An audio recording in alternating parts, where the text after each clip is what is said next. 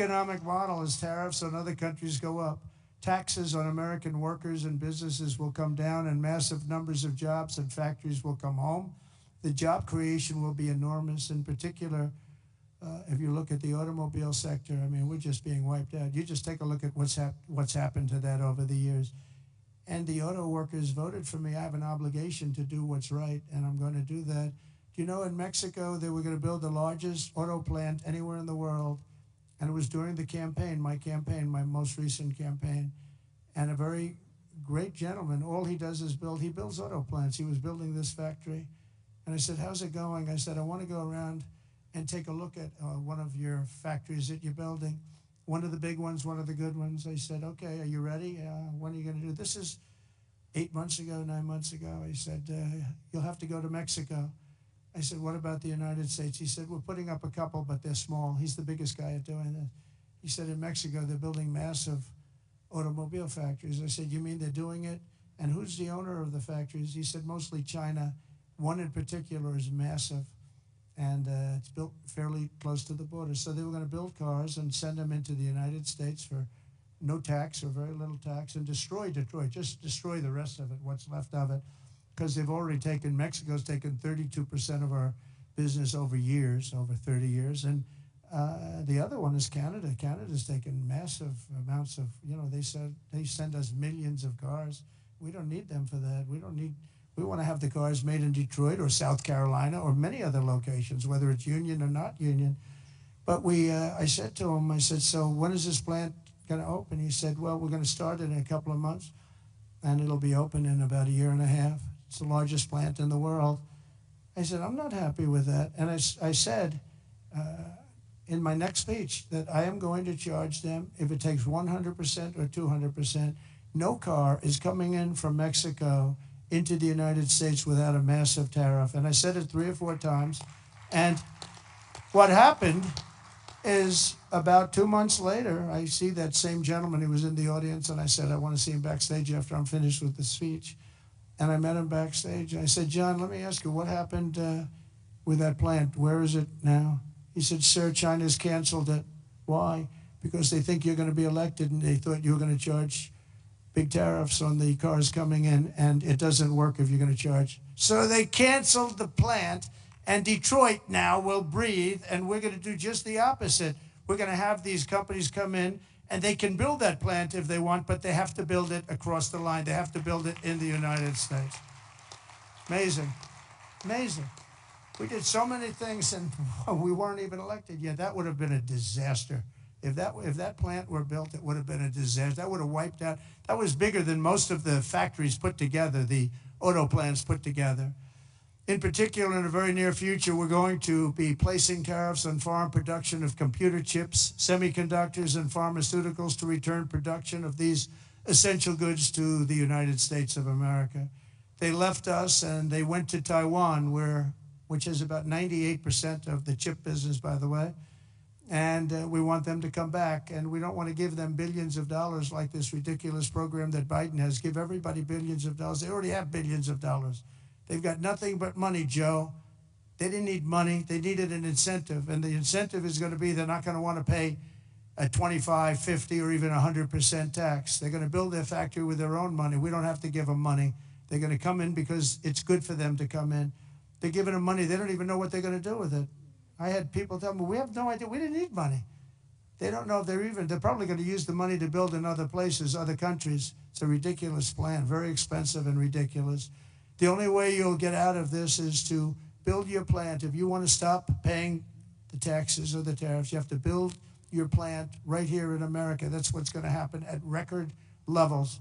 We're going to have more plants built in the next short period of time than anybody ever envisioned before, because the incentive is going to be there, because they have no tariff whatsoever. In fact, they have help from us if they build their plant in America. And we're going to look at pharmaceuticals, drugs. We're going to look at chips, semiconductors, and we're going to look at steel and some other industries. And you're going to see things happening. If I didn't put on the massive steel tariffs, you wouldn't have one steel plant right now in the United States. If I didn't put on the tariffs on washing machines, dryers, and the like, you wouldn't, in Ohio, you would have lost all of those companies that made washing machines and dryers. Jim Jordan is the one that got me started. Was Jim here by any chance? Is Jim here? Where's Jim? Where's Jim? Oh, look at him. Wow. That's not a great seat for a man of such power. Do you know that Jim has he's a great wrestler. He was All-American wrestler 3 times, 128 and 1. That's not a bad record, and that's the way he fights too.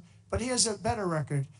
Undefeated as a wrestler in high school. And I say, how can you do that? Because a freshman can't beat a senior. But he figured out how to beat seniors.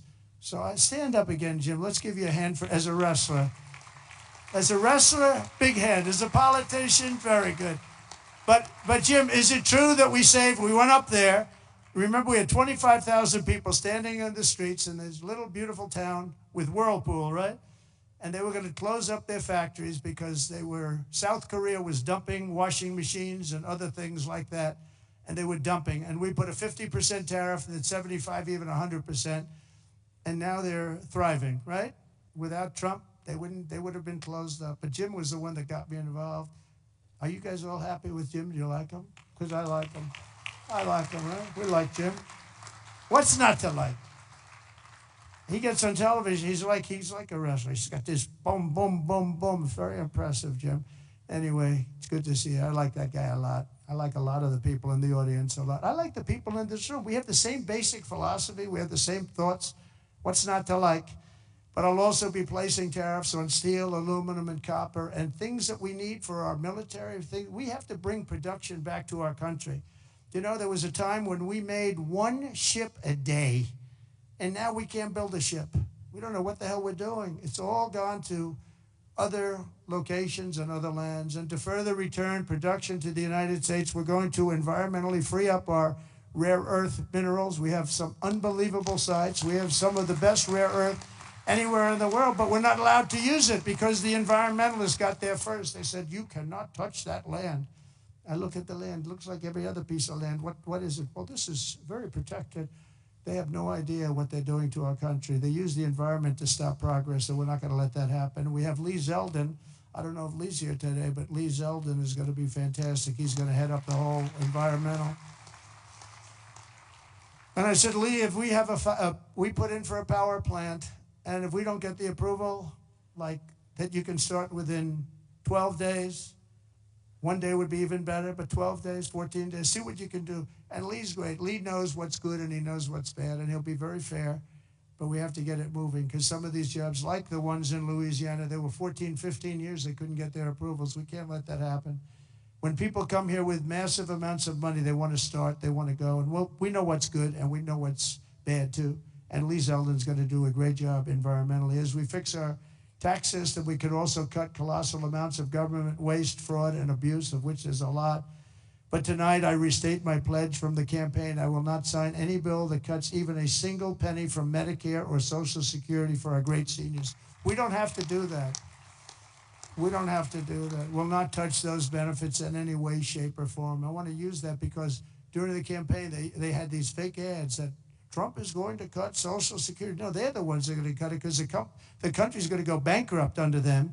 And that's why it's going to cut, because they're not going to have a choice. Not that they're saying we're going to cut it, but our country was heading for absolute bankruptcy.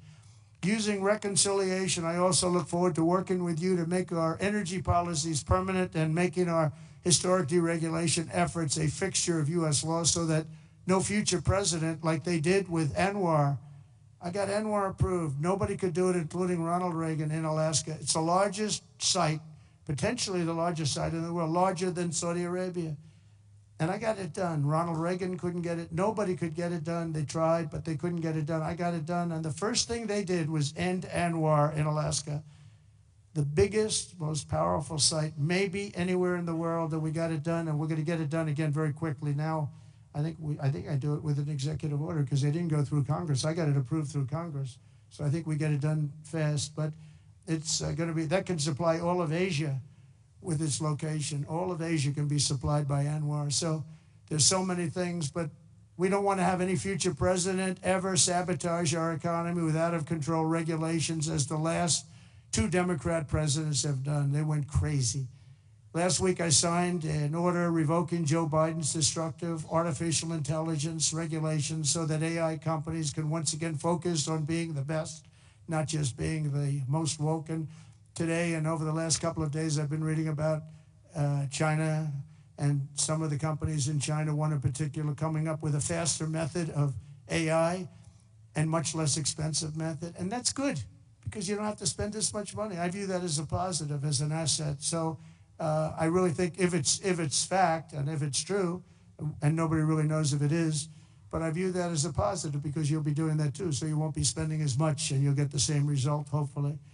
The release of DeepSeek AI from a Chinese company should be a wake-up call for our industries that we need to be laser focused on competing to win because we have the greatest scientists in the world. Even Chinese leadership told me that. They said, you have the most brilliant scientists in the world in Seattle and various places. But Silicon Valley, they said, there's nobody like those people. This is very unusual when you hear a DeepSeek, when you hear somebody come up with something. We always have the ideas. We're always first. So I would say that's a positive. That could be very much a positive development. So instead of spending billions and billions, you'll spend less and you'll come up with, hopefully, the same solution. Under the Trump administration, we're going to unleash our tech companies and we're going to dominate the future like never before. And finally, we need to work together on a defense bill that once again fully rebuilds our military for our great warriors. We have to have a strong, strong defense.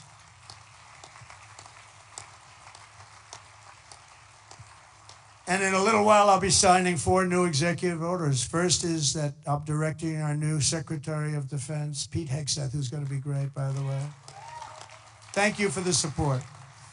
Thank you very much for the support. You really did support him greatly. I think he's going to be fantastic. I know him very well. I think he's going to be fantastic. He's what we need to immediately begin the construction of a state-of-the-art Iron Dome missile defense shield, which will be able to protect Americans. You know, we protect other countries, but we don't protect ourselves. And when Ronald Reagan wanted to do it many years ago, luckily we didn't. We didn't have the technology then. It was a concept, but we didn't. And now we have phenomenal technology. You see that with Israel. We're out of 319 rockets. They knocked down just about every one of them. So I think the United States is entitled to that. And everything will be made right here in the USA, 100%. And next, to ensure that we have the most lethal fighting force in the world, we will get transgender ideology the hell out of our military. It's going to be gone. In addition, we will stop our service members from being indoctrinated with radical left ideologies such as critical race theory. We're going to stop it. It's already been stopped. It's already been halted, totally halted. And finally, we will offer full reinstatement to any service member who was expelled from the armed forces due to the COVID vaccine mandate. And we will restore them to their former rank with full pay. And I think we're going to have a lot of people that join. And one thing I'll say, if you looked at our recruitment over the last week or so, 2 weeks, it's through the roof. You know, we were having a lot of people weren't signing. We were having a hard time recruiting people because they were looking at these people that they were supposed to be their leaders, and they weren't happy. They didn't like people that fall going upstairs. If you're going to fall, at least go downstairs from the plane. That triple fall. I use that thing in more ads. I didn't have an ad where I didn't put that in. Just a little quick 1, 2, 3. Reminded me of Joe Frazier when he went down, right? George Foreman, Joe Frazier. 3 falls in a matter of seconds. I said, can you speed it up a little bit? People are getting tired of it. But no, we have now the best recruitment we've seen in a long time. There's a tremendous number of people wanting to sign up. January 20th, 2025 was a turning point in American history. Starting last week, we're ending years of incompetence, radicalism, and betrayal. And we're ushering in the most exhilarating era of reform and renewal in the 250-year history of our country. And just in conclusion, I just want to say that this has been a very exciting and will be a very exciting new chapter. There's nothing we cannot achieve as long as the Republican Party remains united. I hope you can remain united.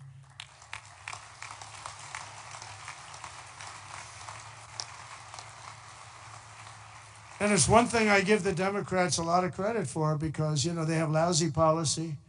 I think, frankly, half of them are totally crazy.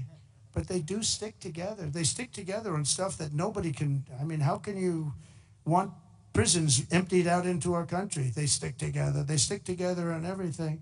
Impeachment hoax number one, impeachment hoax number two. They stick together.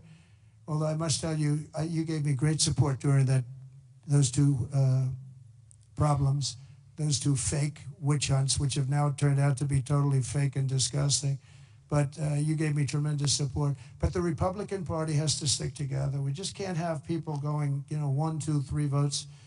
And we don't have that luxury. It would be different if we had a 20-point, 30-point, 30-person majority, but we don't. We have to help leadership. And, you can be assured that you have certain philosophies, that if you're going to have most of the people, almost all of them, voting for something, you're going to be okay. It's not going to be bad. You have to stick together. It's the one thing that I would say we don't get very high marks. Everything is so hard. We always have 2 or 3 or 5 or something, people that just don't want to do it. And you just got to do it. You just got to do it. Make life easy. Just got to do it.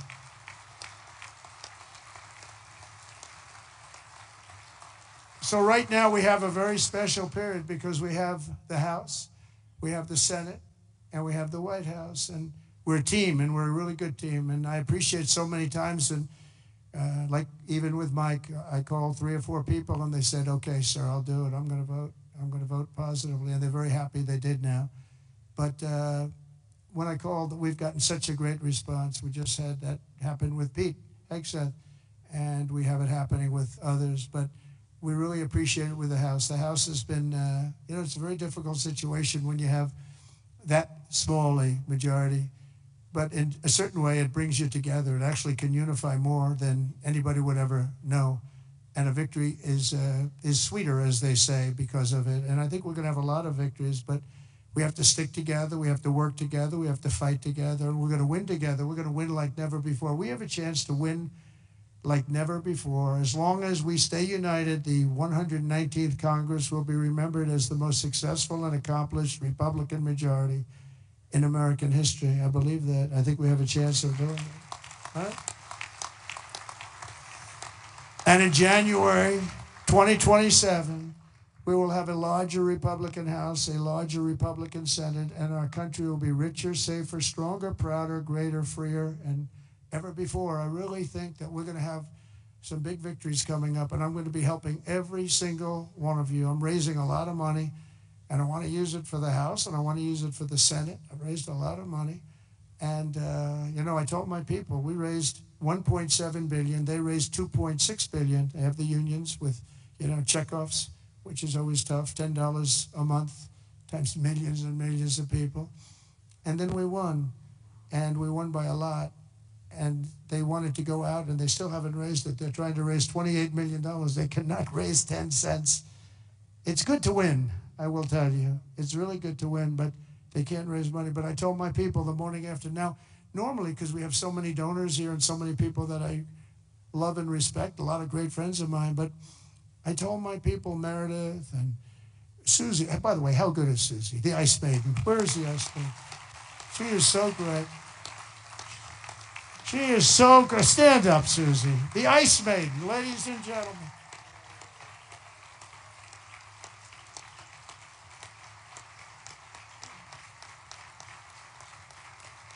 Wow, look at that.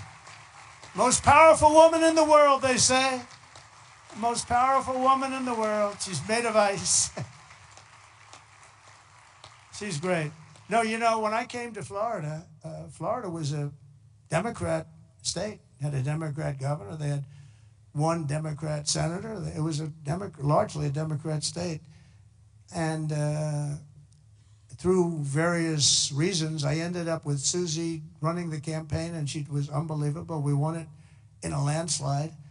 And then the second time, we won it in an even bigger landslide. And when it came time to choosing somebody to run the campaign, the whole campaign, I said, what about Susie from Florida? She never lost. I won every primary. I won every. I didn't lose anything. And it was a Democrat state. And it was a landslide both times. And all of the Republican stuff was almost like it didn't even exist. It was amazing. I said, what about Susie? Well, sir, you know, a woman has never been in this position before. I said, really? Oh, by the way, we have Kellyanne Conway. She didn't do too badly either, right? She did a great job, 2016. And when it came time to chief of staff, do you know that there has never been a woman chief of staff? But there is now. There is now, right? I didn't know that. I'm so surprised. I'm very surprised. But it came time to running the campaign, and I said, well, I've never had a loss with Susie. She comes from great stock, you know. Pat Summerall is her father. Pat Summerall was a football player, great football player, but a really great announcer, really the voice of the NFL for 27 years or something. He was great. And a leader. He worked with John Madden, and he was able to get John Madden to do things that nobody else could do. They'd call him, they'd say, Pat, John is really difficult. Now, you know, John was a difficult guy, but he got big ratings and he was good. And Pat would go up, come on, John, let's get this done. Come on. I know you don't like the heads of the company. Just they're paying you a lot of money. Come on, John, let's get it done. And he'd go and do it. And this went on for, what, 27 years, right? But he was a leader, her father. And, you know, this is somebody that has the gene. I'll tell you, she's great. And she's done a fantastic job. So she was so good with the campaign. I said, let's let her do the campaign. And it was flawless. And again, I said before, we had her win a lot of votes because it's crooked as hell. And I hope you can go to voter ID and same-day voting and paper ballots and all of those things, because ultimately we'll never lose a race if you do that. I'm telling you, you'll never lose a race. And I hope you can get that. And that's said to the governors mostly, but you know, you people have a lot of power over it. But Susie ran the race, and we did phenomenally, and then we just made her the chief of staff, and she's doing great. They say it was the greatest week, opening week, in presidential history, and I think, you know, couldn't be a hell of a lot better. Even CNN is saying, this guy is amazing. I couldn't believe it. I said, did CNN really say that? Because nobody watches, so nobody was able to confirm it. But it was pretty amazing. Oh, their camera just went off. It's always tough. Usually you get them by surprise. But I just want to thank everybody. We're going to make this tremendously successful. We're going to have, I believe, we're going to have one of the greatest 4 years in the history of our country. We're going to turn it around quickly, and then we're going to go on and we're going to progress like nobody ever thought possible. And I want to thank these great 4 people, because they really are leaders and they're phenomenal people. And I want to thank all of my friends in the audience, many of whom are congressmen and congresswomen and people that have just tremendous talent. Every single one of you, I know every one of you, and you have tremendous talent. And if we stick and if we fight together, there's nobody can stop us. We're going to have, because they have bad policy. Their policy is so bad. Nobody could win with this policy. Nobody. And we have the best policy. And again, as they say, and we say, and I've been saying for a long time, we're the party of common sense. And we're the party that's going to have the best 4 years ever. Thank you very much. Appreciate it. Thank you very much.